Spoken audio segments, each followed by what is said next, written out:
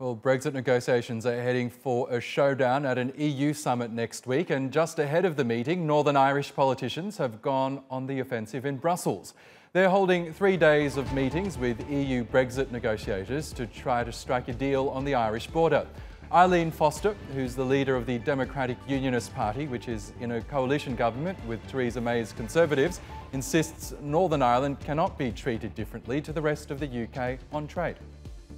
As outlined in the December 2017 joint report in paragraph 50, there cannot be barriers to trade in the UK internal market which would damage the economic well-being of Northern Ireland, and therefore we could not support any arrangements which would give rise to either customs or regulatory barriers within the UK internal market.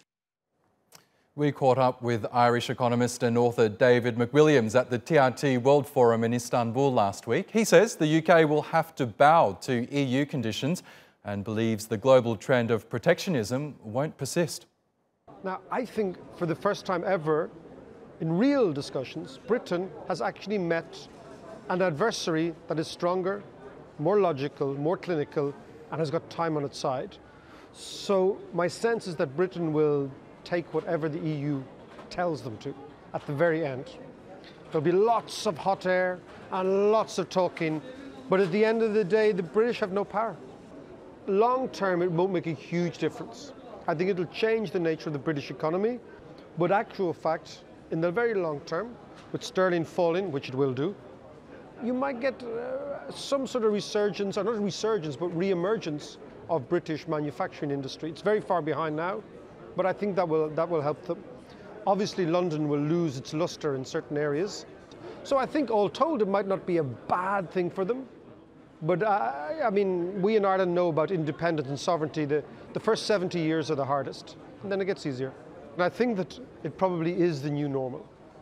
This idea of what we call nativist politics or populist politics in the Western world, which feels quite threatened by the Eastern world in particular, by Asia in particular, and then looking to the nation state to protect it. Well, one of the problems is the globalization period of the last 20 or 30 years has actually eroded the power of the nation state. I don't think it's a permanent state.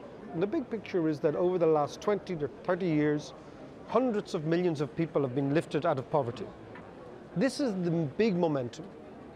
And what you're seeing is the more or less white Northern European reaction to the fact that we are not the top dogs anymore. But long term, we cannot close ourselves off from the world. The European Union doesn't want to do that. Ireland doesn't want to do that. Britain kind of wants to do that. They want to talk the language of nativism, but keep the door open to do trade deals with people they don't trade with, which is kind of ludicrous.